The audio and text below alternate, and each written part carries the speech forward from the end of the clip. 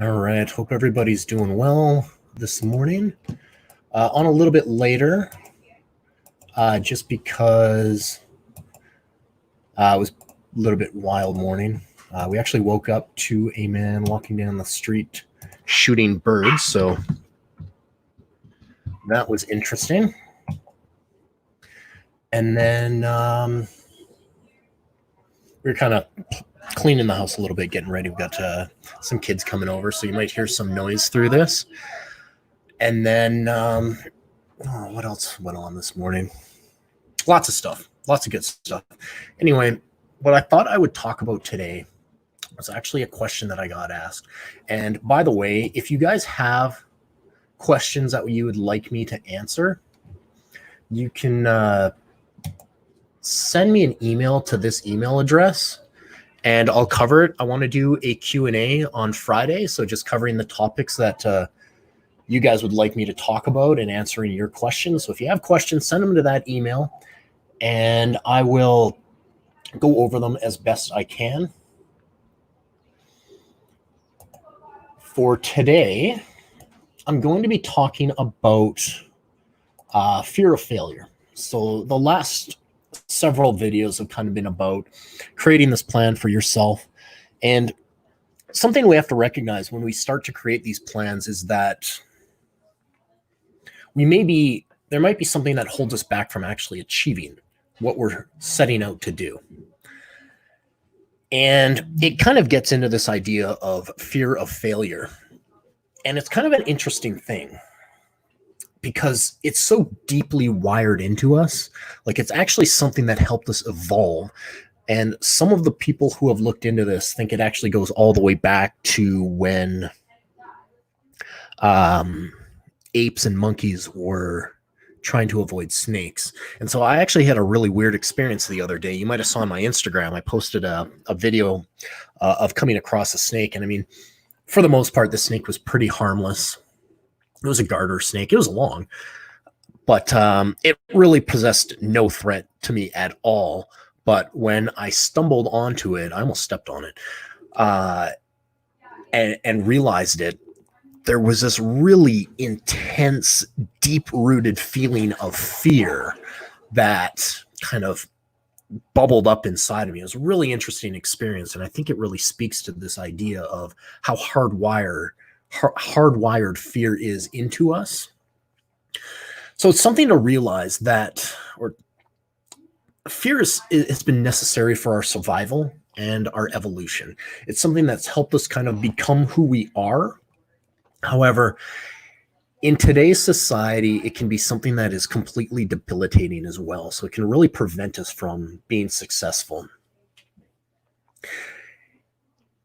The other thing to realize is that fear of failure can actually show up typically, or more typically, as part of some other sort of mood or anxiety disorder. It can even show up as an output from eating disorders as well. So there's a lot going on when we're dealing with that. And it can be really difficult to pinpoint exactly why you're experiencing that fear. And it's something you need to be rather introspective with. Like, you really need to kind of dig into yourself and ask yourself some questions about, why you are feeling that way. So there's various risk factors associated with developing phobias. So this is also something that can develop into something that's a lot more serious. Typically, we might develop this from past experiences where we've failed in the past and then we don't want to try it again. For example, I'm sure you've come across the saying, like, well, I'll never do that again. That is essentially how impactful fear can be, in the sense that you might try something and then never want to do it again. So it can actually be really life-changing. It could be learned behavior as well. So it could be something that you've learned through difficult situations. It's also something that shows up if you're a perfectionist. So typically that's where you want something to be perfect before you sort of unleash it into the public domain. And then the other thing that people don't really realize about fear is that it can actually be a genetic disposition as well. So it can be something that's actually literally hardwired into your genetics. You might be more prone to it. The other thing we need to realize with fear is that it really only becomes a problem if it's starting to impact your daily life. And we've got a few options to treat it. So the first one would be something like psychotherapy. So that's where you're actually going to talk to somebody about that, and they'll come up with a strategy to sort of solve the problem. There's a really famous example, the elevator example in cognitive behavioral therapy. So that's what you'd actually be going through if you're talking to somebody. And what that looks like is the first thing they'll do if you have, say, a fear of elevators would be that they're just going to talk to you about your fear of elevators and kind of discuss it. And then they might ask you if you'd like to go see the elevator.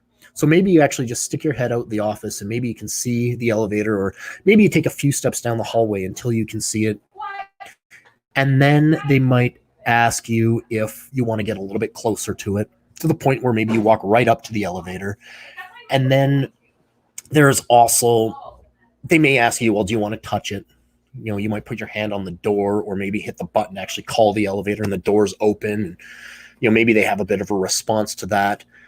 Then they might ask you if you'd like to step inside, and you'll say no, but maybe you'll look inside and kind of look around. Okay, maybe it's not so bad. And then you actually go inside the elevator, and eventually, you know, you can start using the elevator. And that's going to take, that series will take several weeks to sort of accomplish. But that's essentially what cognitive behavioral therapy is. I've used that same sort of strategy with several of my clients. So, for example, I had a girl who was afraid of box jumps. And I mean, there is some fear sort of built into that.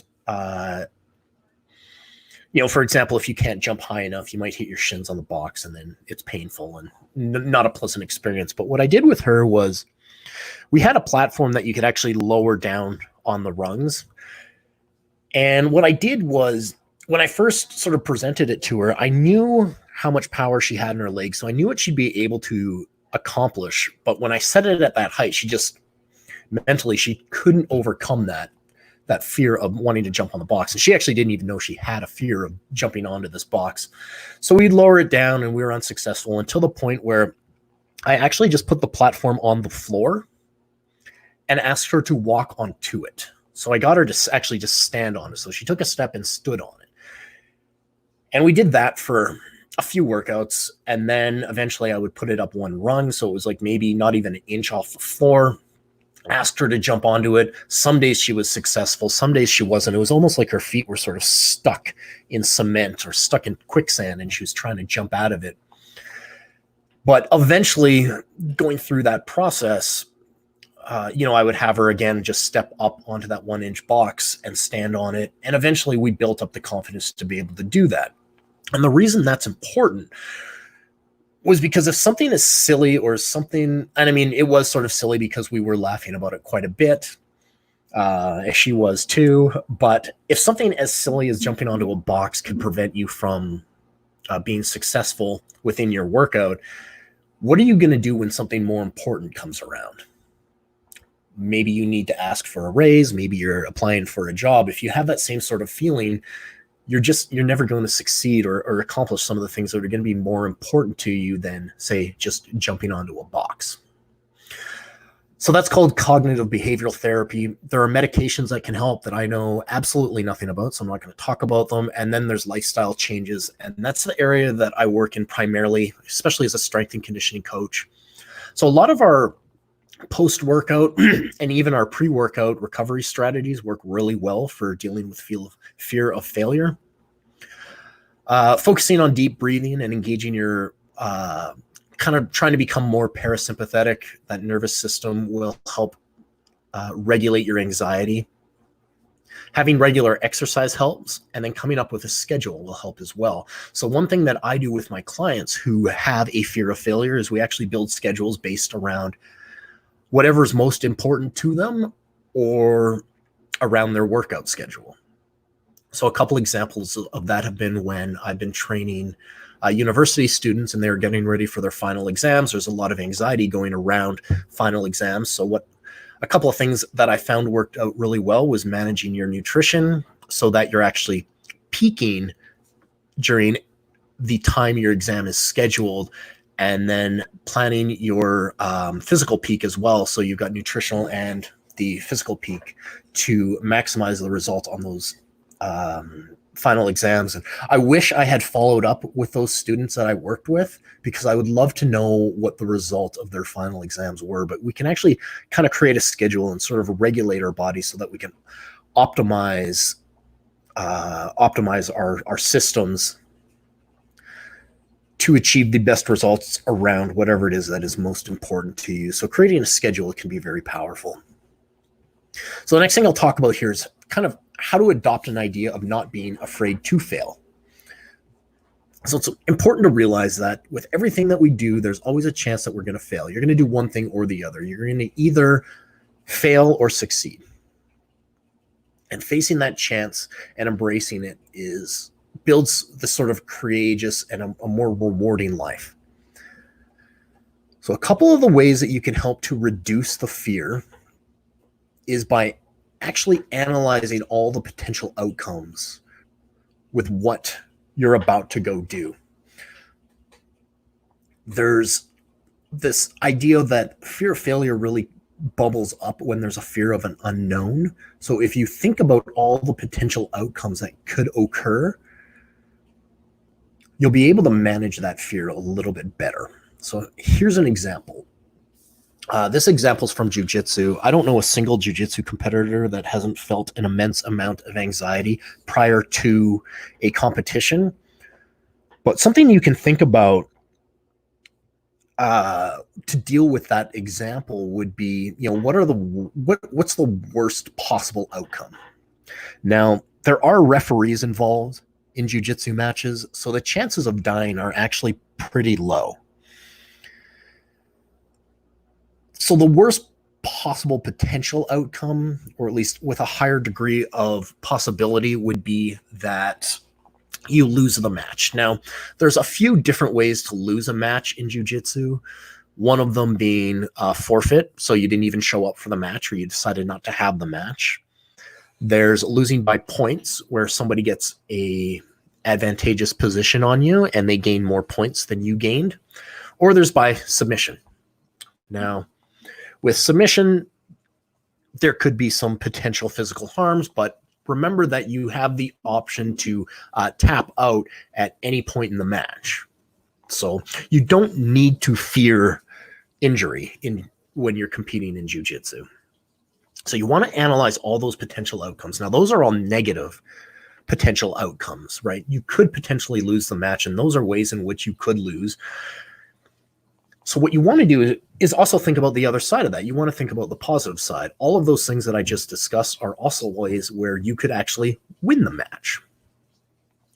And by thinking more positively about it, you're actually going to build a lot more self-confidence and neutralize this idea that you might self-sabotage. So in this example, self-sabotaging would be not showing up for the match. So the first thing that you can do to ensure better success in a jiu-jitsu match would actually be to show up for the match.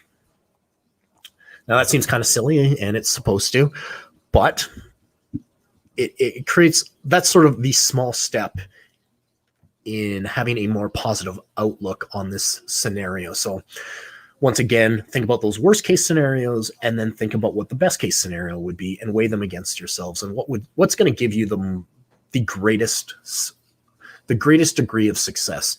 So by showing up for the match is the first thing. Then you get into the match, you walk onto the mats, you shake the guy's hand or fist bump or whatever you're doing, and you engage in the match. And there's a whole list of variables that's going to go on to figure out how successful that match is going to be. But the important thing is that first step, that small, simple step's been taken.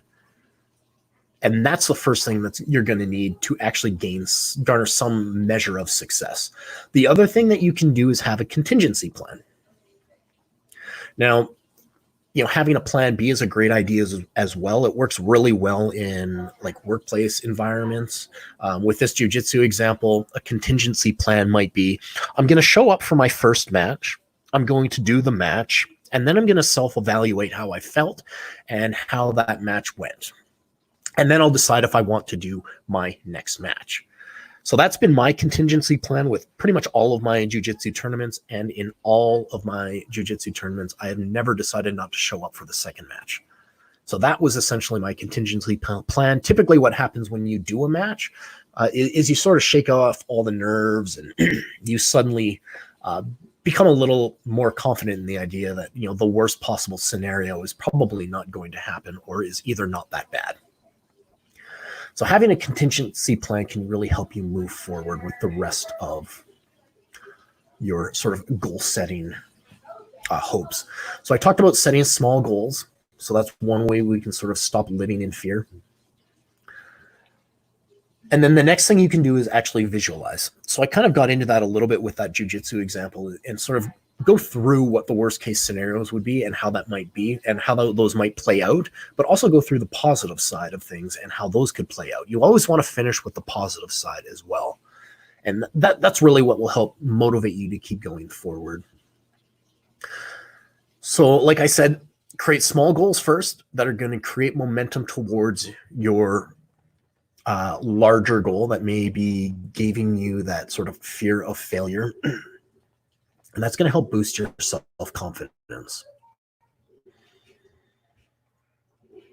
Now, with all of that being said, it's important to understand that fear of failure can come as a result of setting those goals as well, and going through, you know, setting a plan, setting a workout schedule, all that kind of stuff can actually breed a fear of failure as well. So you want to be sure that you can navigate through some of that negative feedback loops that might occur, and make sure you are creating small goals that you can actually achieve, so you're not getting overwhelmed with the vision of your final goal.